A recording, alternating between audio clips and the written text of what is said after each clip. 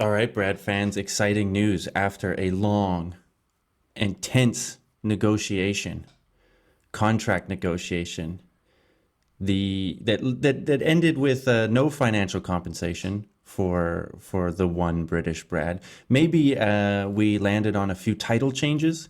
So, co-founder and co-host British Brad is back. It was a tough negotiation, my friend, but I'm glad to have you back. How are you doing?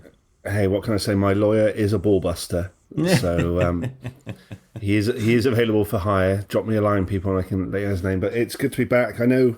Every time we record these things, Flash, we're like, yeah, we'll be back really soon, and we schedule some dates, and then life and stuff gets in the way. But I've been following the show from a safe distance, not wanting to interfere, Probably creativity. probably best to Yeah, keep a yeah, safe distance. yeah, I think so.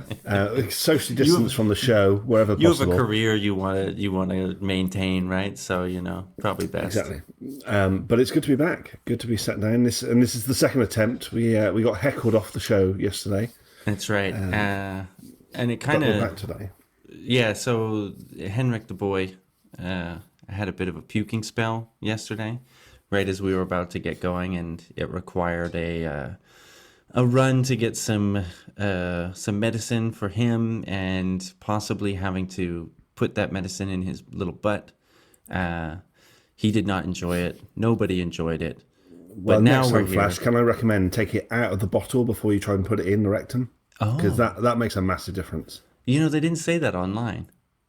Well, they say keep out of reach of children, and I always think at least 2 inches into the rectum should be far enough out of reach. But Yeah, right. Exactly. Yeah.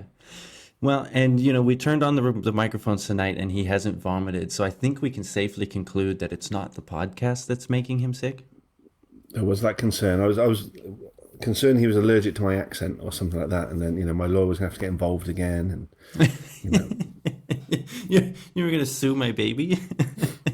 Well, obviously he's below the age of corporate responsibility, so I'd have to sue you as parents, obviously. And obviously, I'm presuming unless he's got some sort of trust fund, he's got no access to cash, than the sort of cash that I would be looking for in settlement. So that's coming purely from your pocket, my friend. Yeah, so we'll go with just a gentle cease and desist order against the child. Yeah, yeah, we could do that. Hey, he's well, we'll see. We'll bring him to the UK one of these days and see how he does amongst all of the accents, amongst all of the hooliganism that we've all witnessed over the last week or so. We don't have to get into that in detail. Suffice to say, a lot of people over here in Europe are glad the British didn't win the tournament. I, for one, am one of these people because I could not stomach the idea of the brutish English fan who is saying, "Yeah, we left the European Union and now we won the Euro tournament." Like I could just hear it right now. And frankly, shouldn't leaving the Union mean you're out of the European tournament? Like, Well, you why could did you say guys that, even but get an then invite? hey, we also have the Eurovision Song Contest, which Israel and Australia are invited to. Which last time I checked, they weren't part of the European continent. But Yeah, but nobody cares about Eurovision. That's a whole weird show. That's a whole weird show in and of its own. that is, and we should actually cover that maybe at some point on the show because I don't actually know how international it goes. Like in Canada, were you aware of the Eurovision Song Contest? I mean, it was something we always made fun of as one of those, like, what are those Europeans doing over there? And the famous, world famous Canadian singer Celine Dion, she performed one of the winning songs for Switzerland in like the 80s. Oh, So it really? was always a So weird. actually, she's not Canadian at all. She's Swiss. No, she's Canadian. So this is a quirk of Eurovision. It's not the performer, it's the song. It's the Eurovision Song Contest. So Hold on. So technically, we can get ringers in. So we could have Michael Bublé sing the United Kingdom entry. yes, yes. Why the hell aren't we doing that? It's good. It's a good question. It's a good question. A lot of I good had no questions. idea. A lot of good questions floating around after Brexit, right? Yeah. So that's a quirk of Eurovision. But anyway, let's let's dive into the meat of this because, like we've kind of teased, Henrik was sick, and he had some vaccines yesterday. which may or may not have contributed to his feeling a little unwell. And that's where we're going to start today. So let's start the conversation. The Too Brad for You, Brad is back episode. Let's get into it. Let's do this.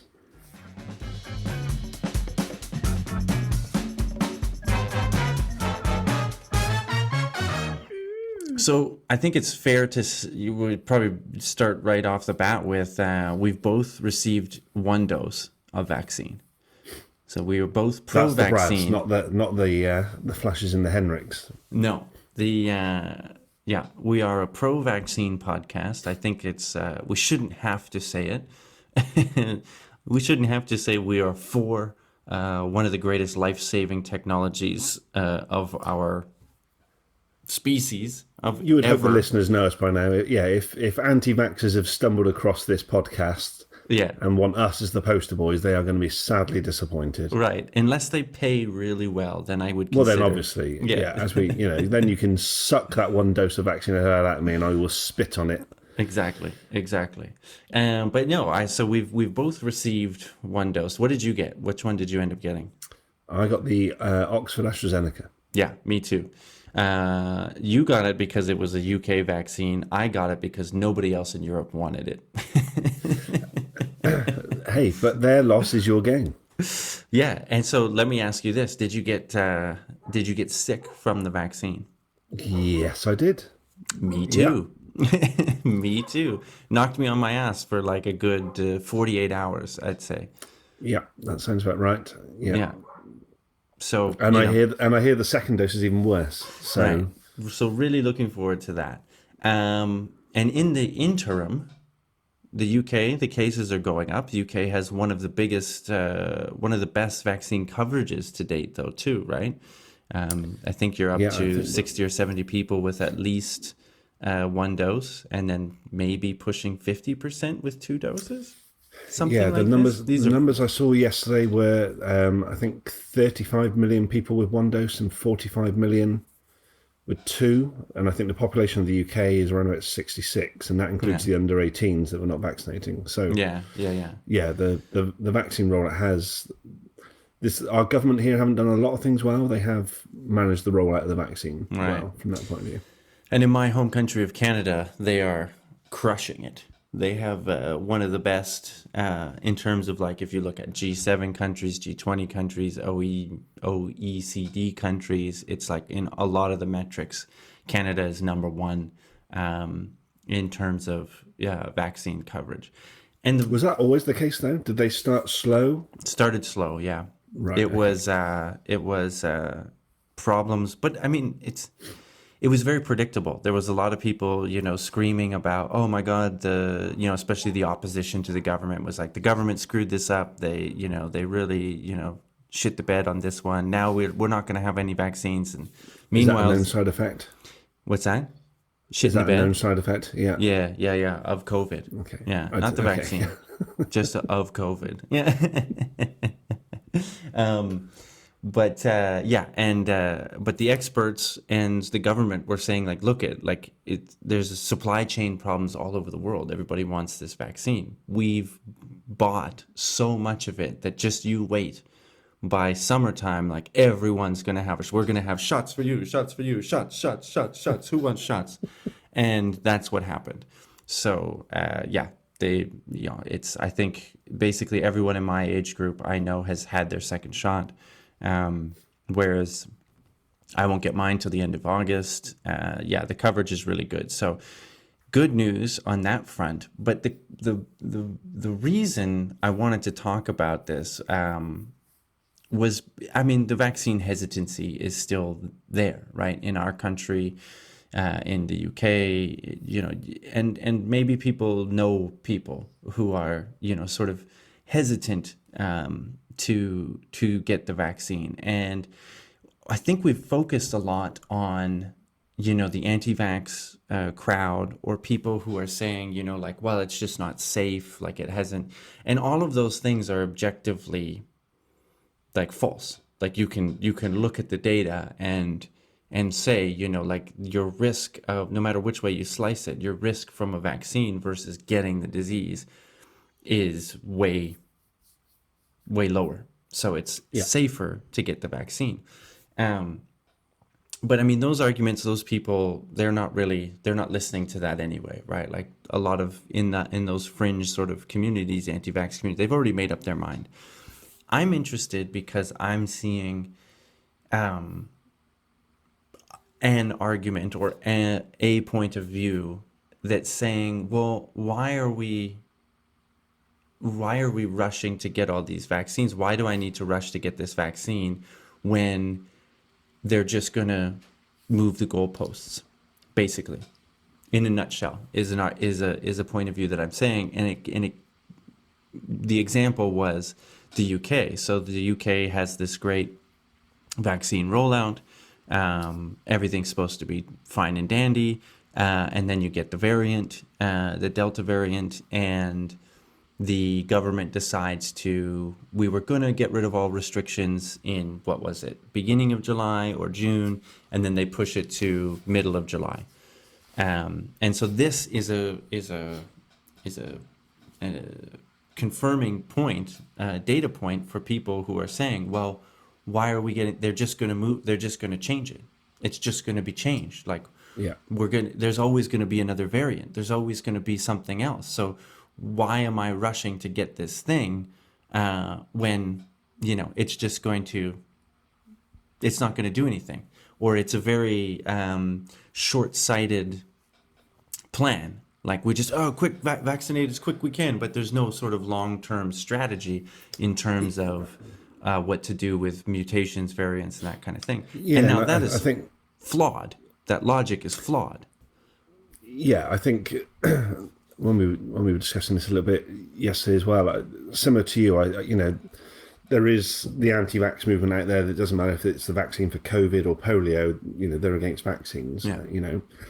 You can be in that group or not. The choice is yours. I think with COVID, what I've seen here with the people that have held back from getting vaccinated yet, and I've not met anyone strong anti-vaxxer, I'm definitely not getting the COVID vaccine. It's been they've held back, and part of the reason has been, well, actually, am I going to need, rather than just 2 doses, am I going to need a third dose in a year's time because there's some super variant around, and actually I might as well wait until I get the vaccine for that.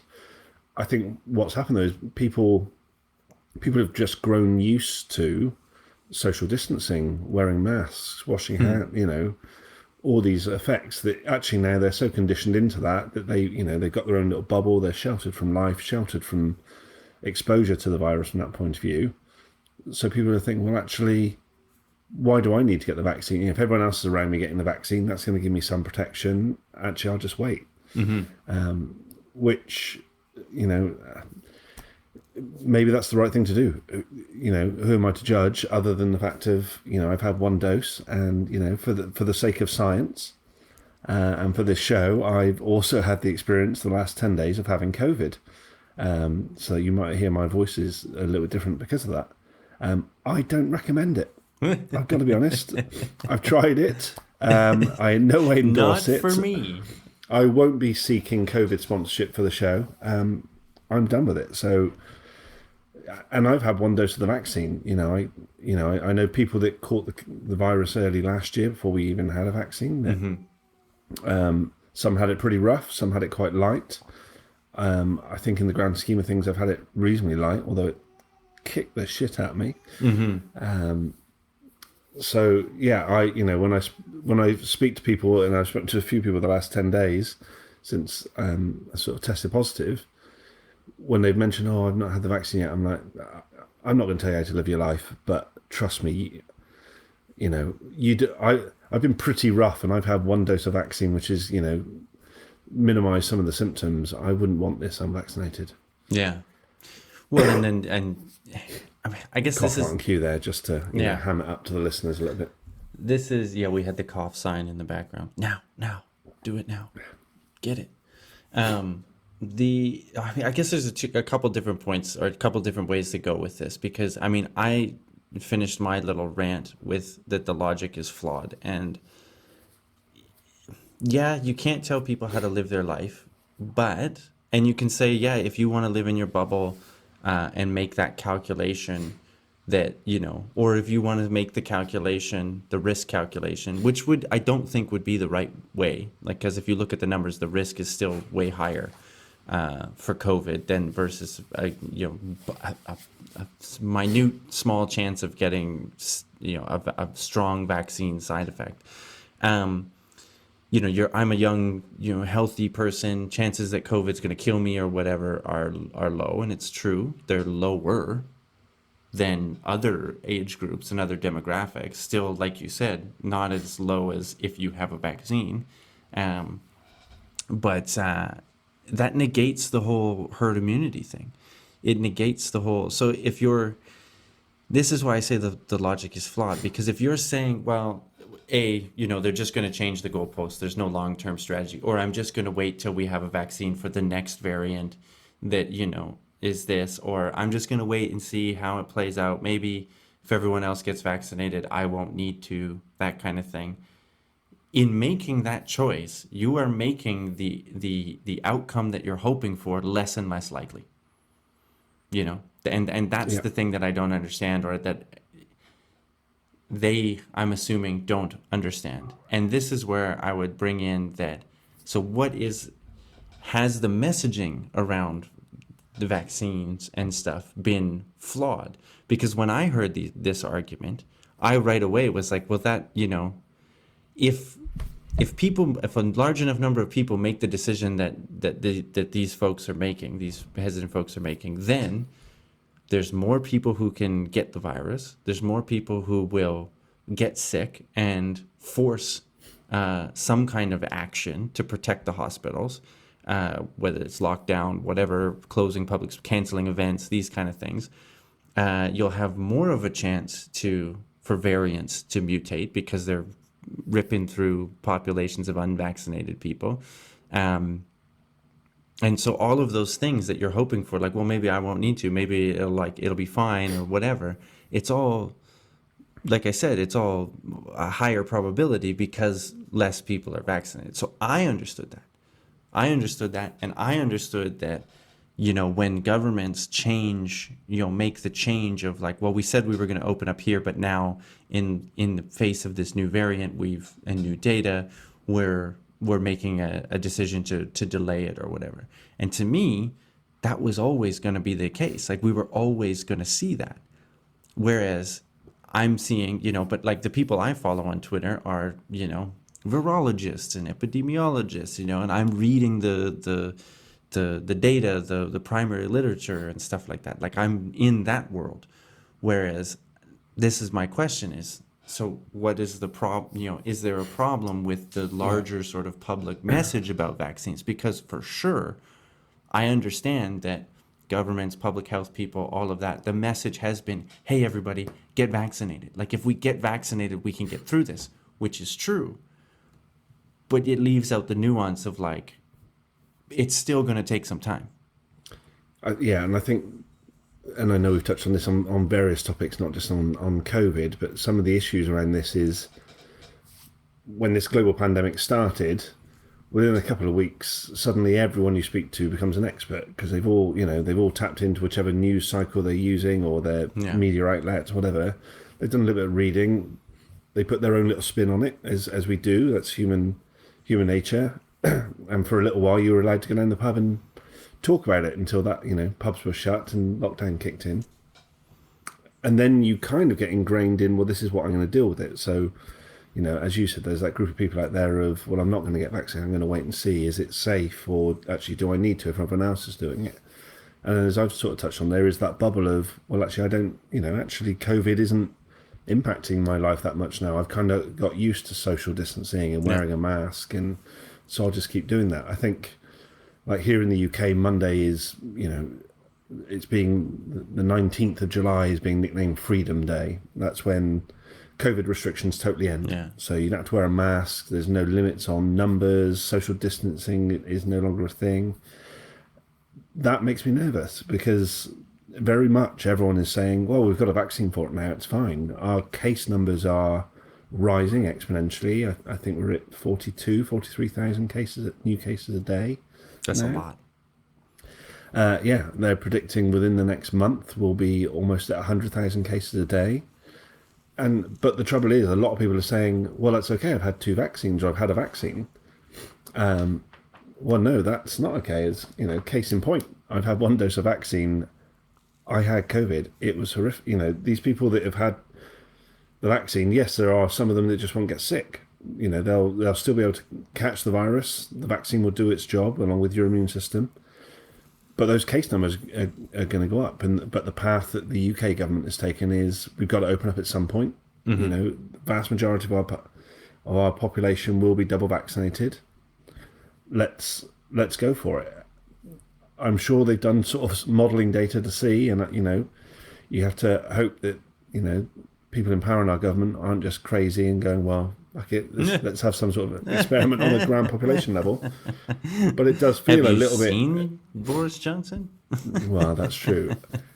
It does feel a little bit as if we are going to be an experiment for the rest of the world. And I know in the US, when I've spoken to colleagues and friends there, they haven't locked down as much as the rest of Europe has. They've played on. So actually, when I speak to them, I partially think, actually, okay, maybe we are okay, but I'm nervous because, there's this whole debate now around, well, should masks, if I'm a shopkeeper, can I insist that you wear a mask into my shop? Yeah. Well, to a degree I can, but to a degree I can't enforce it. I've got no legal basis now to enforce it. Yeah. So I'm nervous for the future of the UK. This could be the last podcast I get to do, Flash, because we could all be wiped out. Well, here's the thing. I personally, and again, having followed the data somewhat closely and stuff like that, I think it will be fine. I think the UK will be fine. As far as I know, my last glance at it, the case numbers, the vaccines are breaking the link between case numbers and hospitalizations and deaths. Yeah, so, hospitalization and deaths have stayed fairly. Yes. They have gone up, but they've leveled significantly. And that's the thing. That's what the vaccines will provide us, and that's the way out. So, I'm definitely not on the side of keep everything closed until this is like 100% licked, because it's not. Yeah. It's not 100% lickable, if I can say that. There has to be a degree of living. And I hate this term of, well, we have to find a way to live with it, because we had to find a way to live with polio. We had to find a way to live with smallpox. Yeah.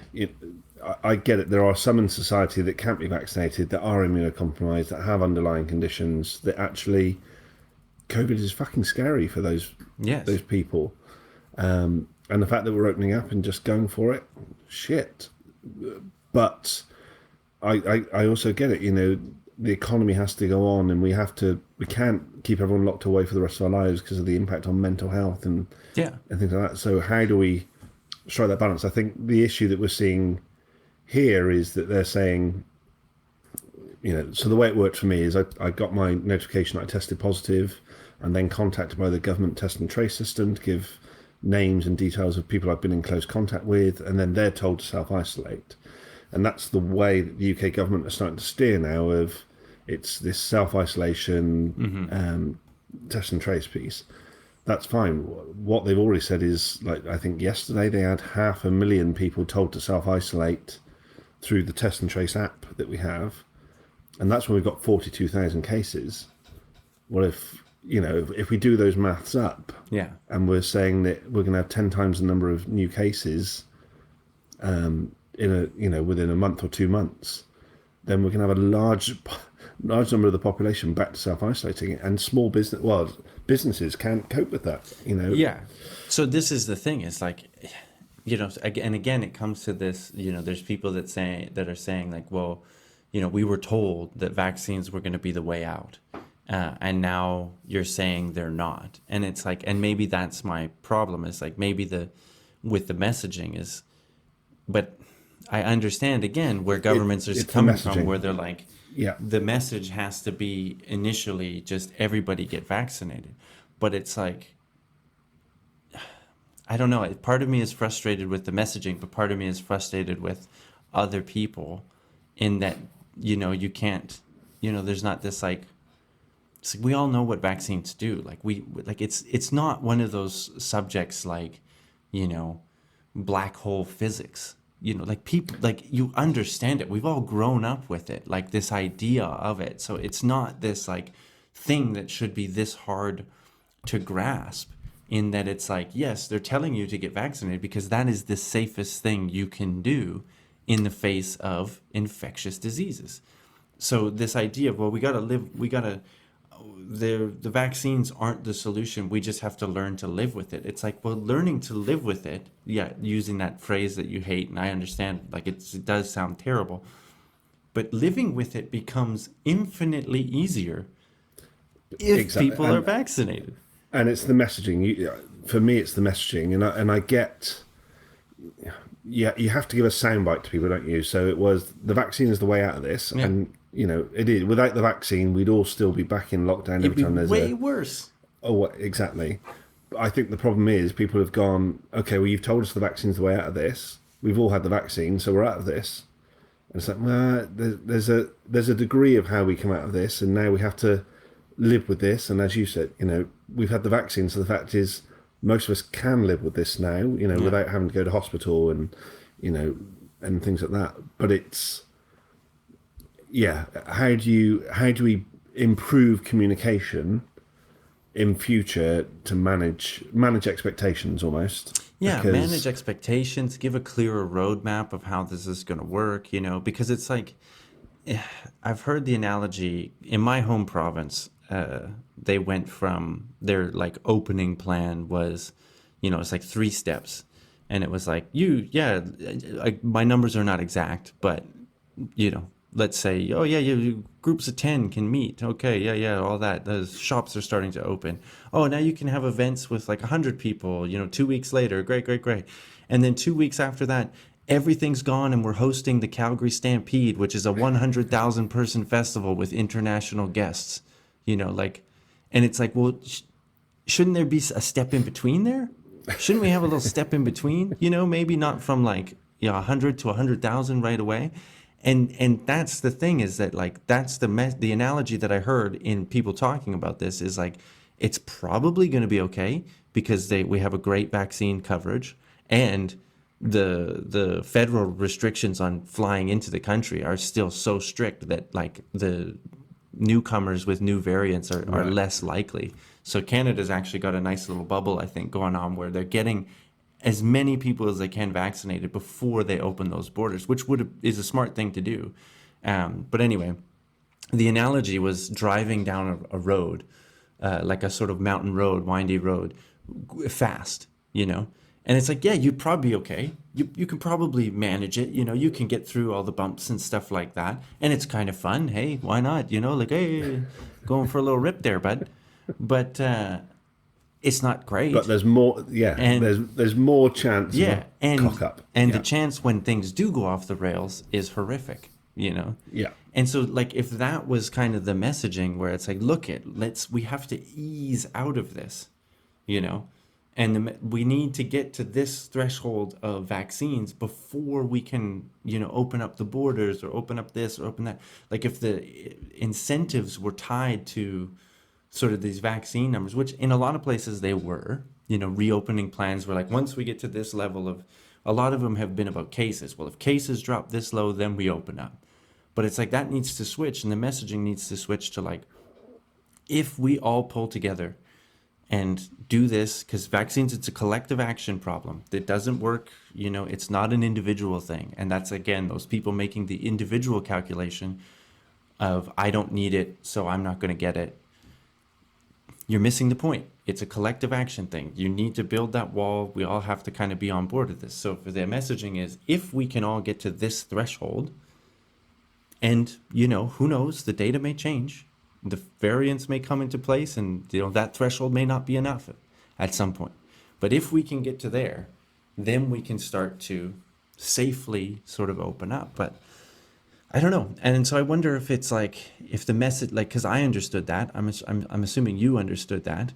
Other people I spoke to understood that. So it's not like that messaging was absent, but it's like, No, so it but the wasn't the trouble is, main message. So I wonder, is it the messaging, or is it that people don't want to hear it? People want to hear, I'm done with this. We need to get out. We need to move on, et cetera, et cetera. yeah, I think you and I are very easy to, not judge is the wrong phrase, but we've talked about modern media and the way they phrase things. The trouble is, you and I are in our little bubble. In that the people that we surround ourselves are probably more scientific, Yeah, or exactly.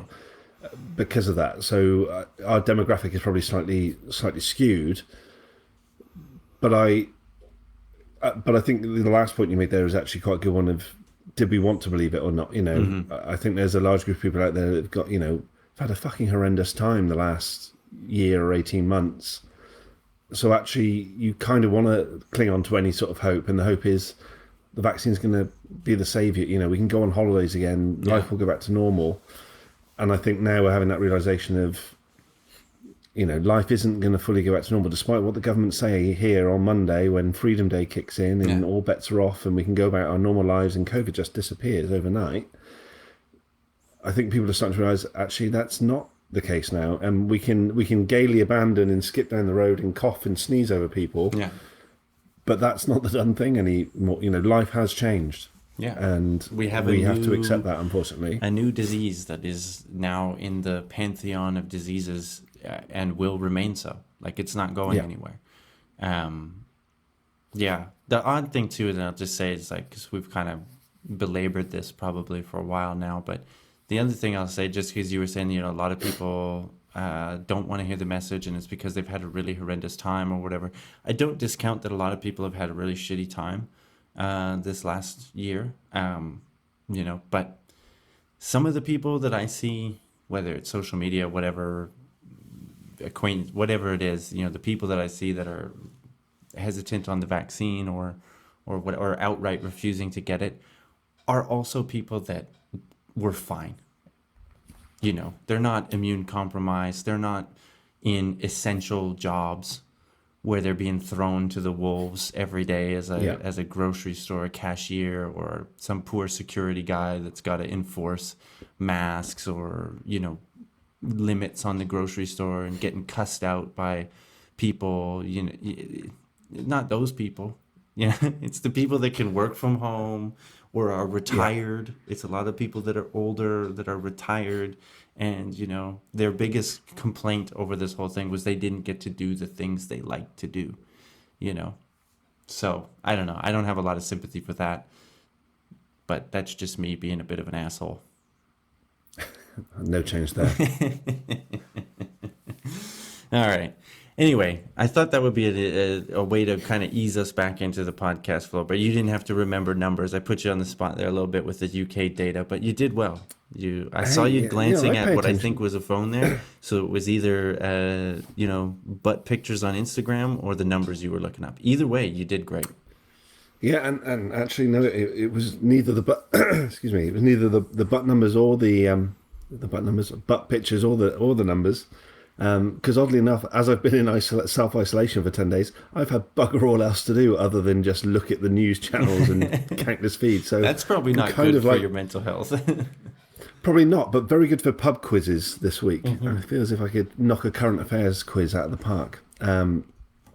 But yeah, something, if we're going to move away from COVID and happier times, this week, a group of people became astronauts. Current affairs. You want to talk current affairs? This is breaking. Yeah, let's talk a little bit of current affairs. So, Virgin Galactic. Mm-hmm. So Sir Richard Branson's dream of space flight for the masses, as long as those masses have around about $250,000 each to pay their fare, of course.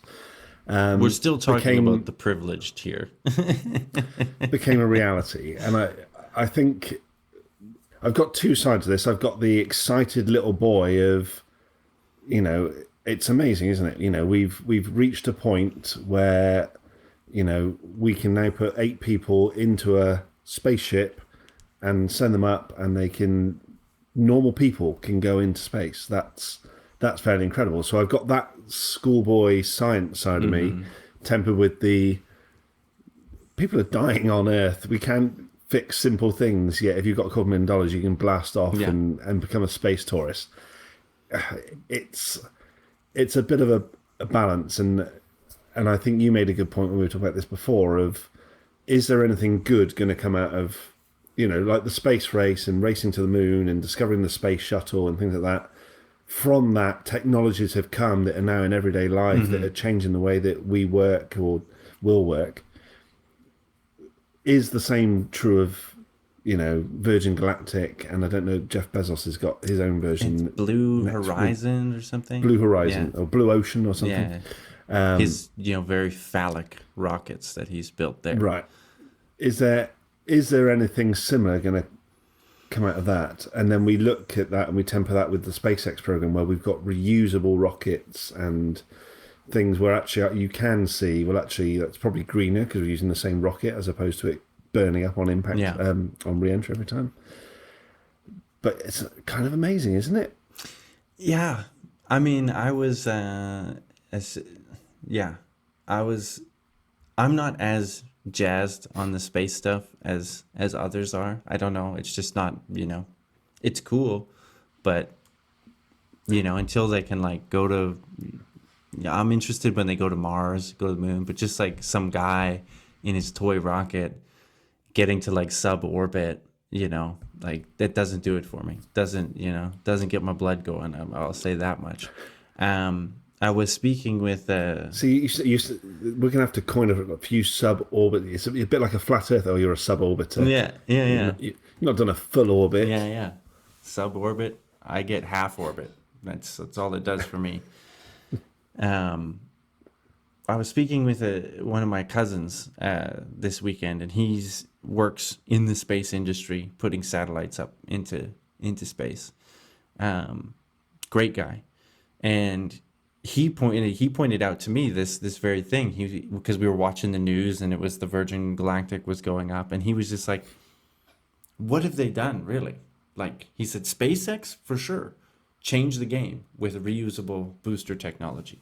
That changed the game and made the commercial space flight to the space station, or if we put something on the moon or whatever, they have that. That's now a thing that they can do with the reusable rockets. That was a leap in technology. He said the other guys, Bezos and Branson, what have they done for us? Nothing.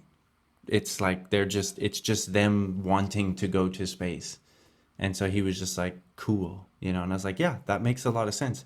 And then I took to Twitter and saw the pessimistic side of everything. And I try not to be, I'm actually quite an optimist. I hope that comes across.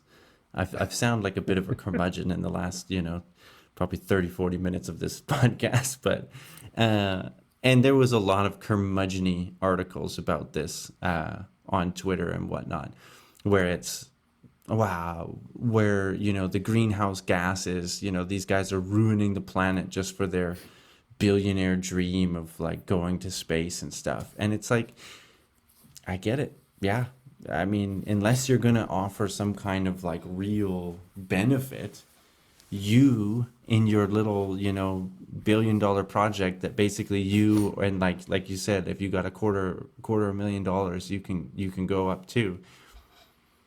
I don't care. I think it's a waste.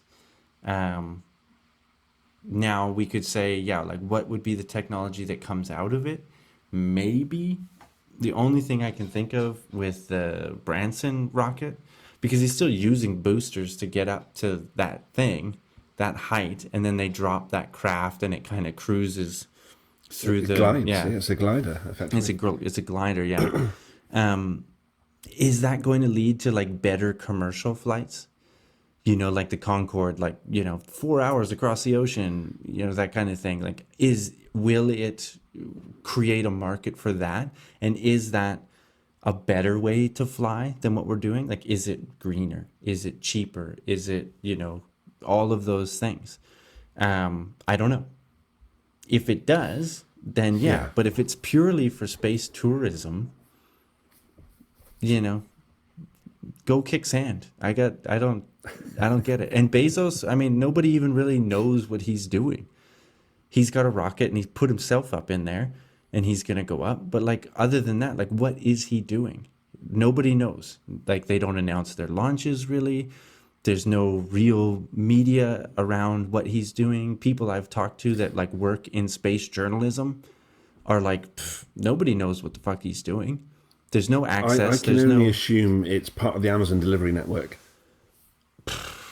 I don't know, man. That guy, if there's Prime Day, you get your parcel gets delivered by rocket. That's what I'm going to imagine at some point in the very near future. But even that doesn't make sense. What would you do? So you'd rocket them up into space and then like shoot them out so they all drop down onto the Earth? Yeah, but so I've got Amazon Prime, and I get really annoyed when I order something and it says I can't have it the next day. When it says, "Oh, sorry, you've ordered this on Monday. It's not going to be with you until the weekend."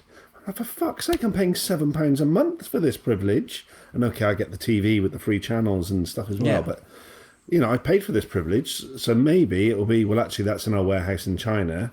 That's why we can't get it to you for a week. Well, now you've got a freaking rocket. So stick it on the rocket, blast over here. So that's what I'm guessing. I'm guessing it'll be the next extension to Amazon Prime. Everything will be available delivery next day. That's what I'm going to guess. Yeah, I don't even think he cares about that. I don't even think he cares about, he clearly doesn't care about his employees because they're treated like garbage. Well, they should join a union. Yeah, they should. They probably should. Yeah.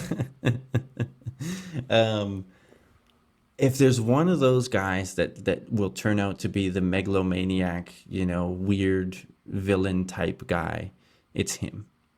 It's not going to be Musk. Not Elon Musk? No.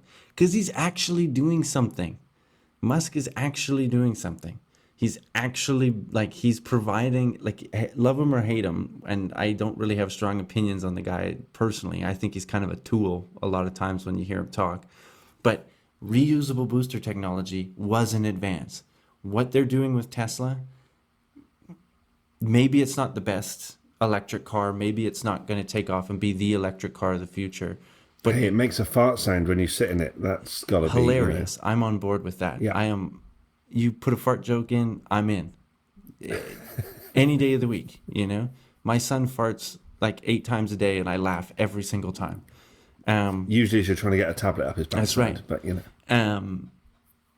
But but what they're doing with the autonomous driving, you can see that there's actual value to what they're doing, whether it works or not, or whatever, or whether he's in it for profit or the good of the human race or whatever. I don't care. But you can see where they're trying to do something with the technology. Amazon doesn't really provide value except for consumerism, and his rocket, I don't think is going to do anything other than it's his pet project. And the guy, like I said, the secrecy and the sort of narcissism that comes across when he speaks. And I will say I saw one clip of a presentation that he was doing where he was talking about eventually building habitats for people in space that rotate, to simulate gravity, and there'll be plants and stuff growing inside, like Space Odyssey, these human space cities, right? Fine, cool. Right. I don't trust you at all. It's just, he's trying to get he's going to enslave the population. We're all going to become dependent on oxygen or Amazon oxygen. It's like Total Recall on Mars, with the oxygen costs. You're going to have to pay for your oxygen. Oh, you want Oxygen Prime? Well, you want a little bit more nitrogen in there or life-saving. Well, that's it. And then what happens when your payment doesn't go through? Do you get cut off? Yeah. So sorry, you got to get kicked out. Well, hold on, well, it's just the bank screwed up. I don't care. Let you go. But okay, but to play, fuck that guy. to play devil's advocate a little bit here, aren't we a species of people that push the boundaries for various reasons? A, because we want better for us or for our family or our friends or for the population. But also, don't we just do stuff for the hell of it because we're fun? 100%. Surely you're Canadian. You're out in the woods all the time. That's what you Canadians do. When you were a kid, you went out to the woods. You tied a rope around a tree, and probably tied it to the bottom of it and swung out across the creek and the river and let go and went into the river. Now, you weren't doing that because you were trying to feed your family and dive off with a tire into the river and grab a salmon and chuck it on the barbecue and feed the family.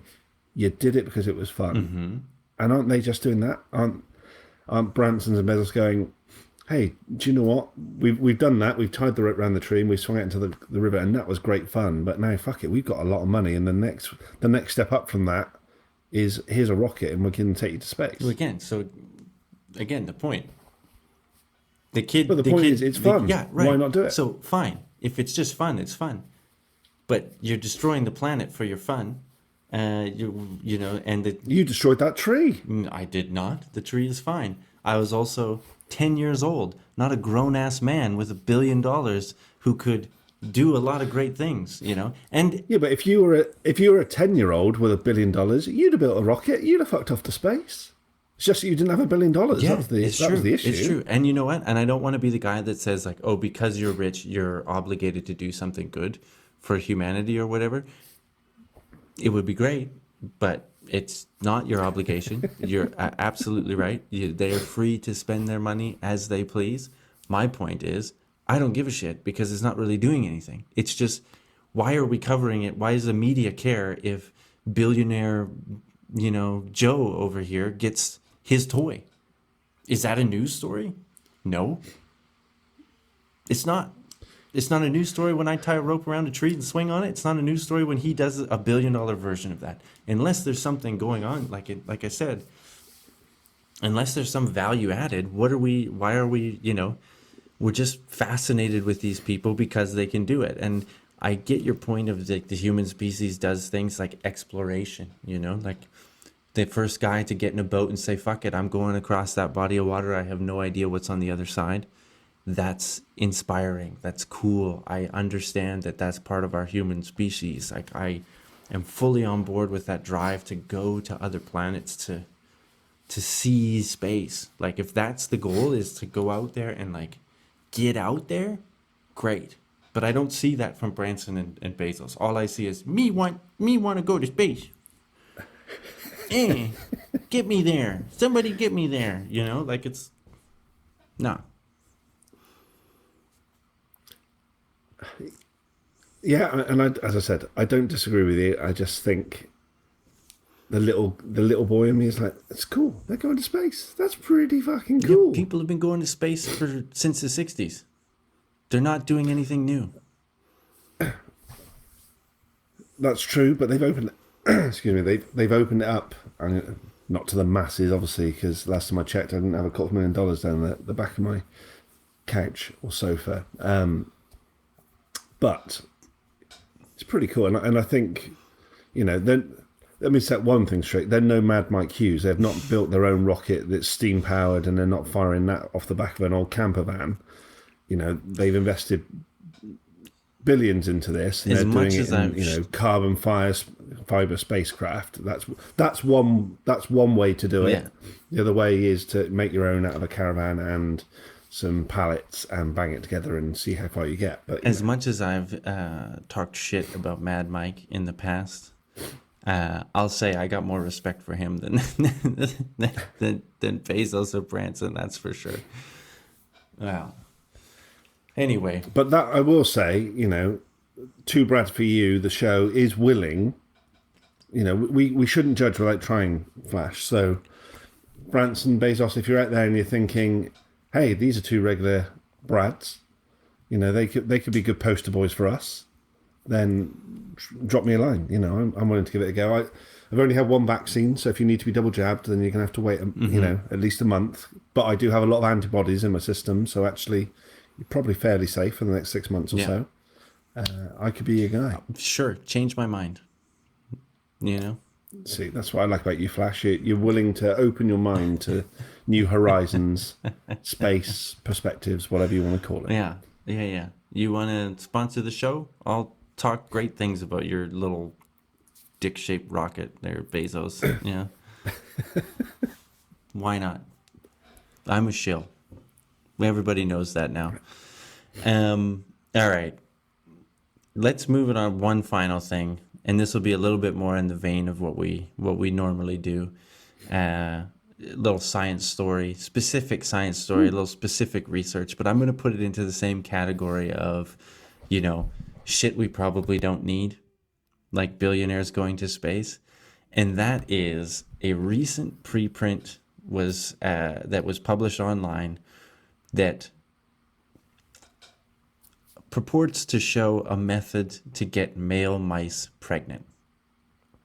And right there is something we don't really need, because you know what? We already have a way to get mice pregnant. It works really well. It's worked for ages. The good old-fashioned way. Call me a traditionalist. But this is an interesting story. My lovely wife Teresa sent it over to me, and there's a number of implications on here. There's a number of angles to it. One being the scientific community being like, we don't need this, and the other being there was some social aspects that came into it, where the authors had to specifically make a statement saying this isn't about allowing men to have babies. Like, that's not where we're going with this. That's not the goal. That's not the point. There's no need for that. That's not what this is about. And when you hear the method that they used to get these men pregnant, we'll say, because they're not really. Did it involve Barry White music and a lot of red wine? Yeah, basically. Yeah, basically. Okay, we don't even know, because no one could really remember what happened. They just sort of woke up and were like, what? Ooh, I'm pregnant. Something feels weird. We've all been there, right? Exactly. When you do hear what was actually done, it does not sound like a viable way to make men pregnant. And I'm surprised that anybody online, no matter what level of sort of social justice activism they want to get to allow men to have babies, it doesn't sound like a good option. And what they did was, there's a technique called parabiosis, I believe is what it's called, and it's an old technique, been around since like the 1800s, early 1900s, when surgery was really first starting to take off. I think we've talked about it on the show before with my friend Jared, when we were talking about blood, young blood, old blood. Will it make you younger, and it's a really kind of horrific thing when you see it, but it's to sew two animals together. So you take two rats, mice, whatever, you sew them together so that their circulatory systems are now one. They're sharing blood. It's going freely between the two bodies, right? So they do this, they first do that, and then they transplant a uterus into the male. Sorry, let me back this up. You sew together a female and a male rat. Okay. Right. So that's parabiosis, is sewing two animals together. That is extreme bondage. Well, yeah. Well, we've all seen Human Centipede, right? In this version, you do it back to back, not ass to mouth. Okay. So you do that, female, male, sewn together. You implant a uterus into the male, so it now has a uterus in it. Like, you just find space for it, I guess. You just put it in there somewhere. It's sharing blood with the female, and then they impregnated both artificially. So implant the embryos into the uterus, and let them gestate. And they let these pairs, I think they did it to 46 pairs of rats. Jeez. Yeah, yeah. Oh, and guess where they did it? I'm guessing somewhere where ethics and welfare board is probably not as stringent. Bingo, China. And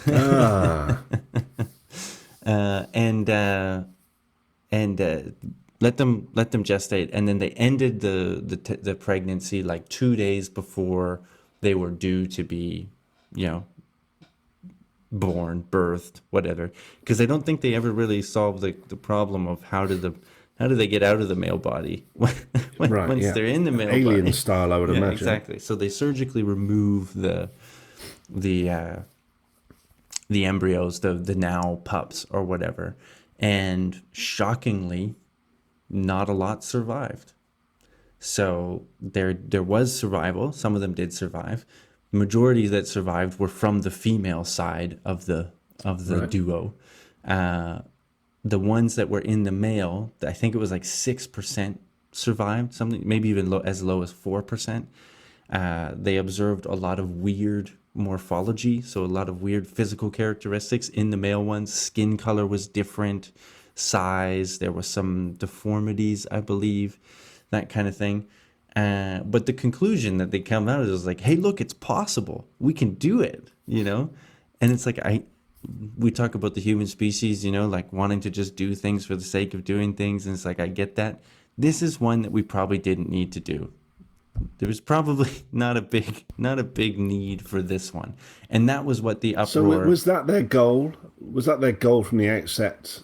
Their hypothesis was, Can we do it? can we do it? Yeah. That basically was their... I'll link to an article in the show notes from The Scientist magazine, and there's a quote from the author of the study, and it said, okay, so the piece says, as a graduate student at Naval Medical University in Shanghai, China, Rongjia Zhang read about parabiosis. I'm kind of paraphrasing here, joining two animals.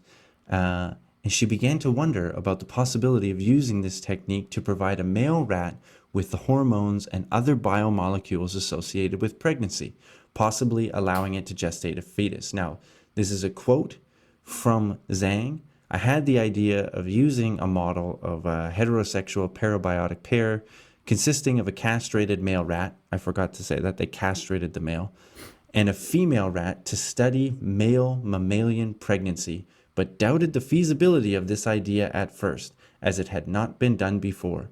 I spent a lot of time thinking, reviewing the literature, doing preliminary experiments, repeatedly modifying my plan before finalizing the experiments with Professor so-and-so, an experienced obstetrics and gynecology doctor who supervised me the last 6 years. Basically, it was, I thought about it and thought, hey, maybe we could do it.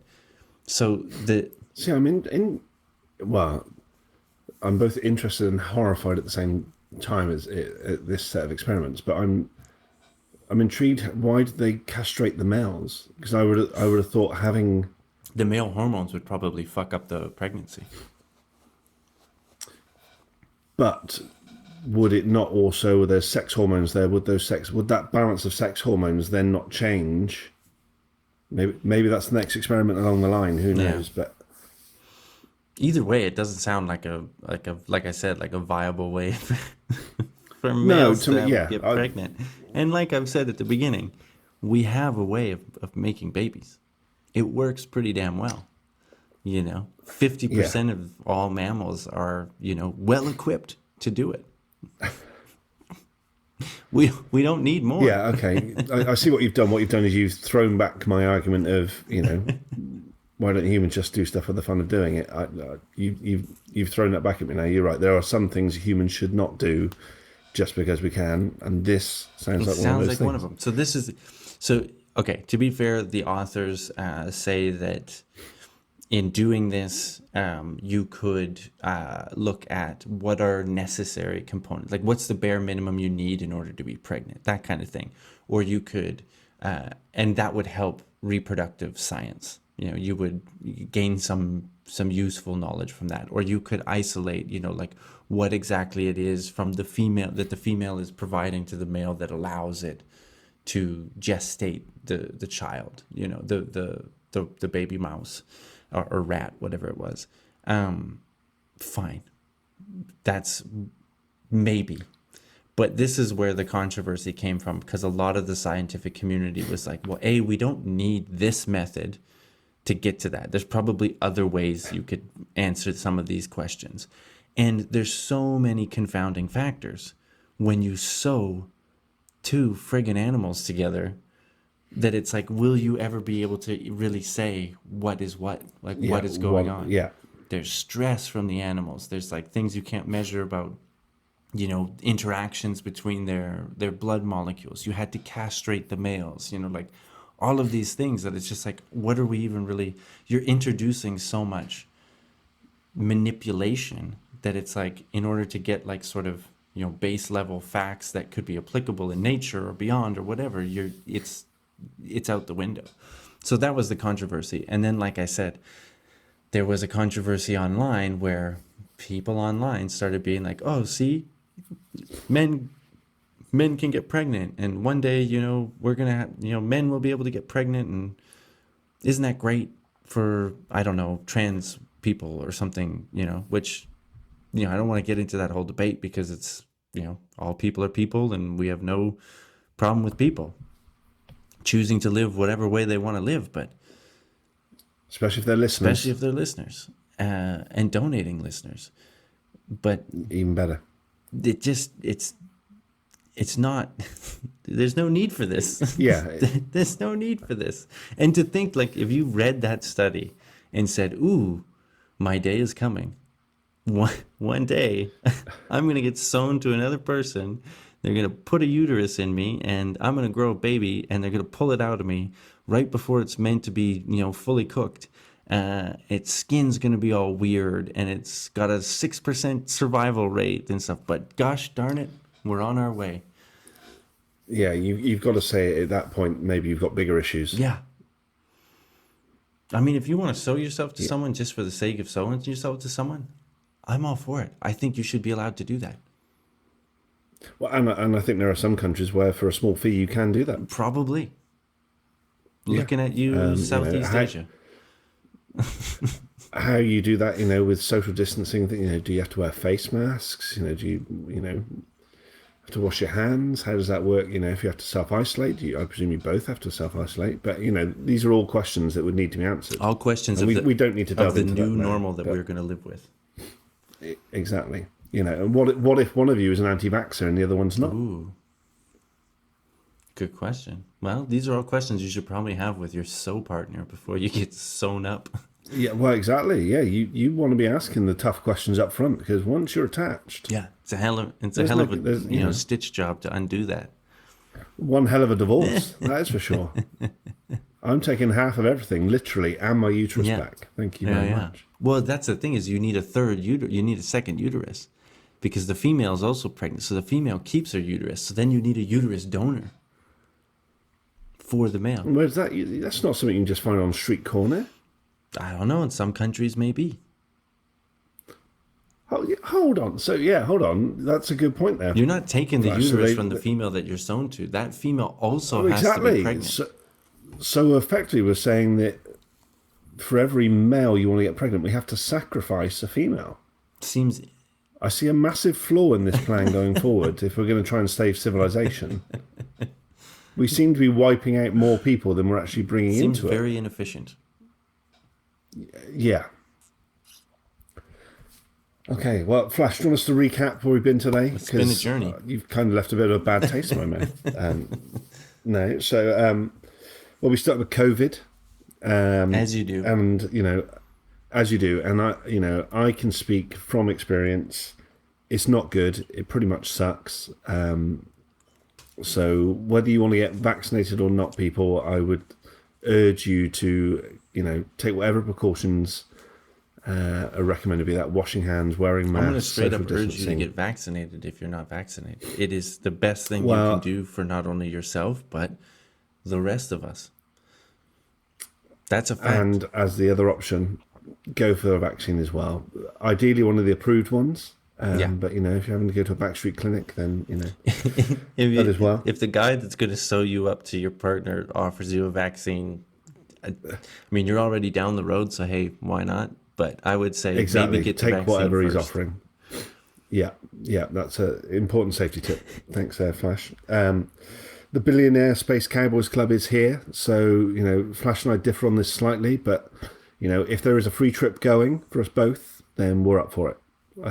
Can I speak for you on that one, Flash? Wow. Yeah. Unlike vaccines, I might wait and see how the rockets play out. See how many trips they do up and down before I step in. Hey, they can do 2 a day. I guess they haven't had any fatalities recently. At all. No, there was Virgin had a crash, did they not? There were no fatalities. All right. Okay. All right. Yeah. Hey, we deal with the facts. That's right. Flash. That's right. Facts. And speaking of facts, if you want to get pregnant, be female. Right. It's your best option. And I'm not, I'm not saying that to discriminate against, any trans listeners we have or anything like that. But ultimately, the best chance you have of being pregnant, and science now backs this up, that paper backs this up, being female increases your chances massively. And I think we should all do well to remember that. And it increases the chances that the child will actually live. Exactly. If you want to get pregnant and you want the best chance of a successful pregnancy, be female. I think that's what we're saying. I think we can get behind that as a tagline. Let's even just to be even more sensitive with the language. Be born with a uterus. Yeah, that as well. Yeah.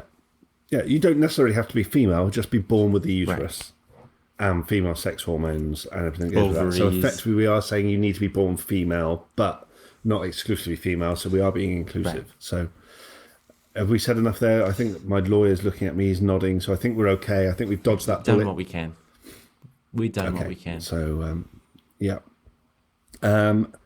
Flash, as ever, it's always been great, and I always say this, and we shouldn't leave it so long next time, and then we leave it months. But hey, you've done a great job keeping the show going. And in fact, in isolation, I was like, shit, I should have gone back and I could have treated myself with some ivermectin, and maybe I wouldn't have got COVID. But I think you should listen to the show too late. Re-listen to that episode and see what the conclusion there was.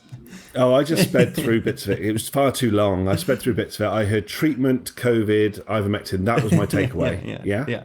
So that's right. I've saved the listeners having to give it. Yeah.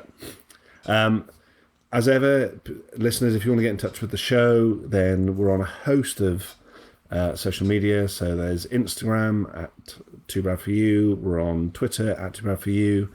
Get in touch with myself, Britt Brad, on Twitter, which is at Bradley W. Hayes. Flash, if they want to stalk you in a cybery social media way. @bvamperdon is the handle to go to. Twitter, Instagram, and just, I would say, go to the website of the show, toobadforyou.wordpress.com. It's all there. There's an email address. There's a voicemail box. You can cuss us out on voicemail if you want. We'll play it on the show. I'll play it.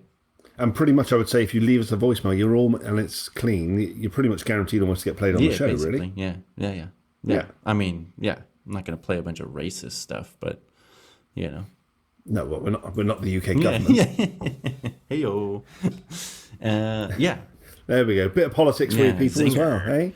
You come to the right show. Yeah, but no, that's it. And you can subscribe, follow the show, links to all the podcast platforms, all that stuff. Leave us a comment, and we have a donation page, so you can buy us a beer.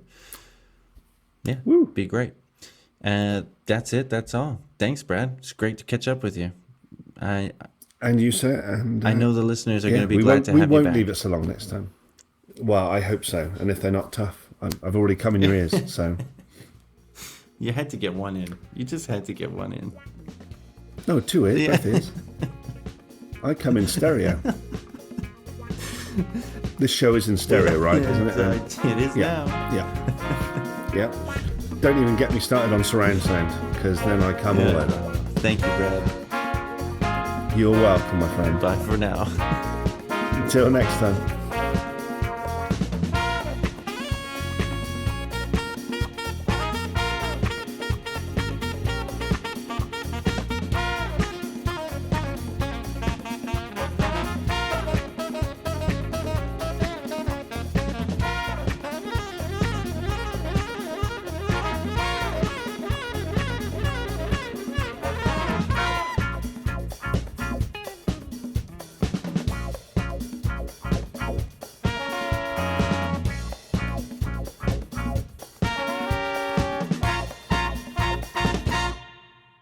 So I'm in this ward all by myself. There's nobody else there. So they come around giving my meds. So in the middle of the night, I hear they wheel this other guy in. And I don't know what's wrong with him. He's in a lot of pain at the end of the ward. So I'm there about an hour, just starting to nod off. And they come around to check on this guy who is still in a lot of pain. So I hear them say to the nurses, like, well, we'll have to give him some pain med.